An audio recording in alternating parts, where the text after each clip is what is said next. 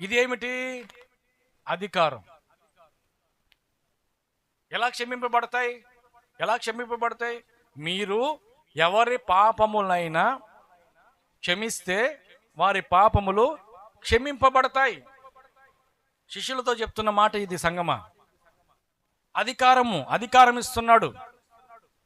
సంగమా, నీవు కానీ ఇతరుల పాపములు కానీ క్షమించగలిగితే నీ పాపములు కూడా క్షమించబడతాయి. నేర్చుకో, ఇదొక పాఠం.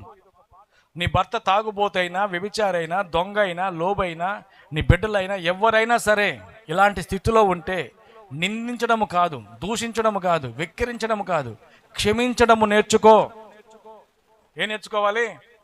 క్షమించడం నేర్చుకో. నీ బలహీనతలను నేను క్షమిస్తున్నాను, నీ పాపమును నేను క్షమిస్తున్నాను. ఆమేన్, హల్లెలూయా. అది తెలియక నువ్వు వింతే, నువ్వు తాగుబోతుడివి, నువ్వు వ్యభిచారివి, నీకు ఇదే పని అంటా ఉంటే వాళ్ళ పాపములు ఏమవుతాయి? నిలిచి ఉంటాయి. ఏమై ఉంటాయి? ఇంకా నీ ఇంటిలో, నీ కుటుంబంలో నీ పాపములు ఇంకా నిలిచి ఉంటాయి. ఎప్పుడైతే వాటిని నువ్వు క్షమిస్తావో అవి ఏమైపోతాయి? నీ ఇంటిలో నుండి వెళ్ళిపోతాయి.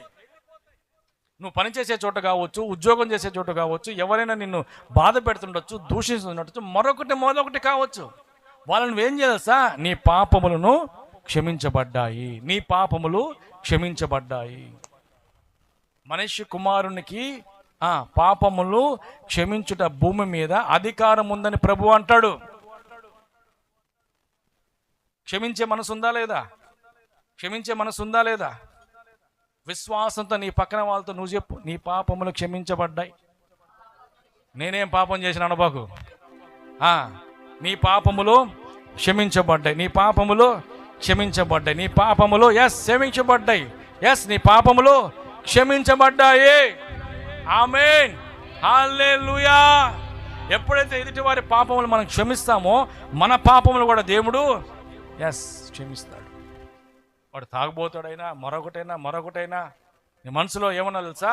నీ పాపములు క్షమించబడ్డాయి, నీ బలహీనతలు క్షమించబడ్డాయి. ఇది చెప్తూనే ఉండాలి నువ్వు, అంతే. అప్పుడే అవి నీ ఇంటిలో నుండి నీకు దూరం అవుతాయి. నువ్వు ఇంకా కూడా తాగుబోతుడివి, నువ్వు ఇంకా తిరుగుబోతుడివి, నీ బ్రతికింతే, నీ జీవితం ఇంతే అంటానే ఉండేవనుకో, అవన్నీ ఎక్కడ నిలిచిపోయి ఉంటాయి? నీ ఇంటిలోనే నిలిచిపోయి ఉంటాయి. ఎందుకో నా ప్రభు చెప్పమన్నాడు, ఎదుటి వారి పాపములను క్షమించే అధికారం నా దేవుడు నీకు అనుగ్రహించును గాక. ఆమేన్, హల్లెలూయా.